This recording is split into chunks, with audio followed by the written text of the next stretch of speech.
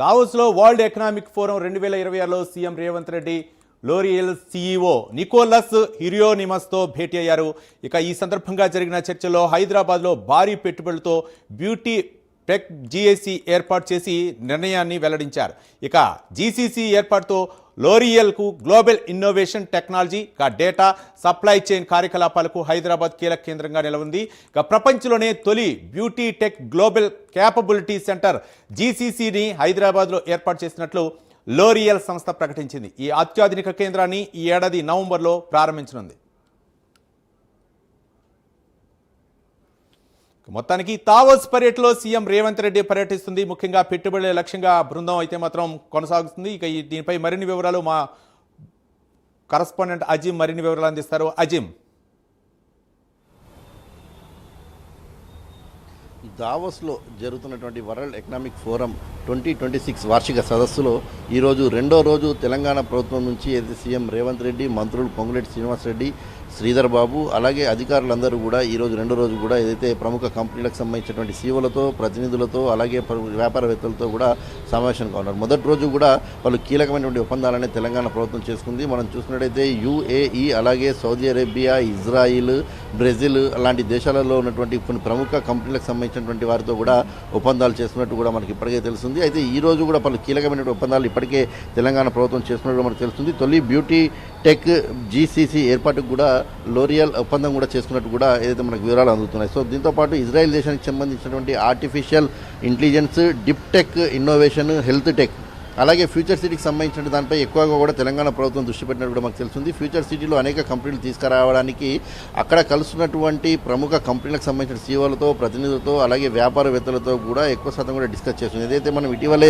నిర్వహించినటువంటి global summit సమావేశం ఉంది. గ్లోబల్ సమ్మిట్ సమావేశంలో కూడా జరిగినటువంటి ఒప్పందాలు, సో ఇక్కడ ఉన్నటువంటి అవైలబిలిటీ కావచ్చు, ప్రభుత్వం ఇస్తున్నటువంటి రాయితీలు కావచ్చు, ఉన్నటువంటి ఫెసిలిటీస్ అవైలబిలిటీ అన్నీ కూడా అక్కడ ఉన్నటువంటి సీఓలకు, ప్రతినిధులకు కూడా పూర్తి స్థాయిలో కూడా వివరిస్తుంది. తెలంగాణ ప్రభుత్వం ఏ దిశగా అయితే అడుగులు వేస్తుందో, తెలంగాణ ప్రభుత్వం ఏ ఆకాంక్షతో ముందుకు అడుగులు వేస్తుంది, 2047 విజన్లో భాగంగా 3 ట్రిలియన్ ఎకనామిక్ సంబంధించినటువంటి ఫెసిలిటీస్ని ముందుకు ఉంచాలని చెప్పి కూడా ప్రయత్నం చేస్తుంది. ఇందులో భాగంగా అనేక కంపెనీలకు సంబంధించిన సీఓలతో అటు అంటే రానున్నటువంటి ఆర్టిఫిషియల్ ఇంటెలిజెన్స్ సంబంధించిన విషయం కావచ్చు, అగ్రికల్చర్కి సంబంధించిన విషయం కావచ్చు, క్లైమేట్ చేంజ్కి సంబంధించినటువంటి అంశాలు కావచ్చు, వ్యవసాయ రంగంలో మారుతున్నటువంటి క్లైమేట్కి సంబంధించిన వివరాలు కావచ్చు, ఇలాంటి అనేక రకాలకు సంబంధించినటువంటి ఇండస్ట్రీస్ని తెలంగాణ ప్రభుత్వం ఇక్కడ తీసుకురావాలని చెప్పి కూడా చూస్తుంది. సో దేశంలో, ప్రపంచంలో లేనటువంటి కొన్ని కంపెనీలు కూడా తొలిసారిగా కూడా అయితే తెలంగాణలో తీసుకొచ్చేందుకు కూడా తెలంగాణ ప్రభుత్వం అనేక రకాలుగా కృషి చేస్తుంది. సో మనం చూసాం గతంలో కూడా తెలంగాణ ప్రభుత్వం 2 సార్లు, ఇప్పటికే కాంగ్రెస్ ప్రభుత్వం ఏర్పడిన తర్వాత 2 సార్లు దావోస్ పర్యటన కూడా వెళ్ళింది. ఈ 2 పర్యటనలో కూడా సుమారు 4 లక్షల కోట్లకు పైగా సంబంధించి ఎంవేలు కూడా కుదురుకుని వచ్చింది. సో ఈసారి కూడా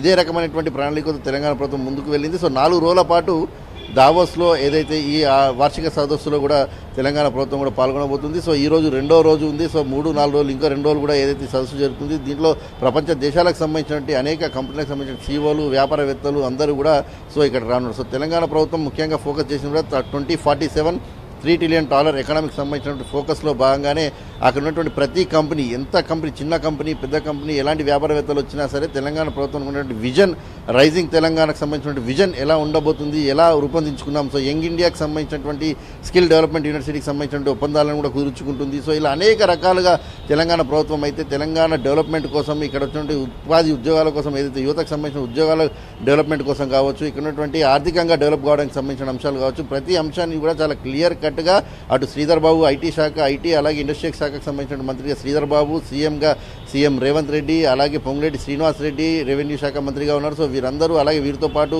సిఎస్ అలాగే ఇండస్ట్రీకి సంబంధించినటువంటి అధికారులందరూ కూడా పూర్తి స్థాయిలో తమ దగ్గర ఉన్నటువంటి ఇన్ఫర్మేషన్ని చాలా క్లియర్ కట్గా వారి దగ్గర ఇన్ఫర్మేషన్ ఇస్తారు. సో కొన్ని కంపెనీలతో అటు ముఖాముఖిగా సీఈఓలతో, ప్రతినిధులతో ఏదైతే భేటీ అవుతున్నారు, కొన్ని కంపెనీలతో రౌండ్ టేబుల్ సమావేశం కూడా భేటీ అవుతున్న క్రమంలో పూర్తిస్థాయి తెలంగాణకు ఉన్న విజన్ని కూడా పూర్తిస్థాయిలో అక్కడ ఉన్నటువంటి కంపెనీల సీఈఓల ముందైతే పెట్టే ప్రయత్నం చేస్తున్నారు. సో చూడాలి, అంటే గతంతో పోలిస్తే ఈసారి వచ్చేటువంటి పెట్టుబడులు ఎలా ఉండబోతున్నాయి, మరి ఏ మేరకు పెట్టుబడులు వస్తాయి, ఆ ఎంఓయూలు ఏ మేరకు ఇక్కడ వాస్తవ రూపాలు దాలుస్తాయనేది కూడా చూడాల్సి ఉంటుంది. సో ఓవరాల్గా పూర్తి స్థాయిలో కూడా మరో 2 రోజుల తర్వాత దీనికి సంబంధించిన పూర్తి డీటెయిల్స్ వస్తాయి. సో సాయంత్రం వరకు కూడా మరికొన్ని కీలక ఒప్పందాలు కూడా జరిగినట్టు కూడా మనకు తెలుస్తుంది. Ravi, right, thank you Azim.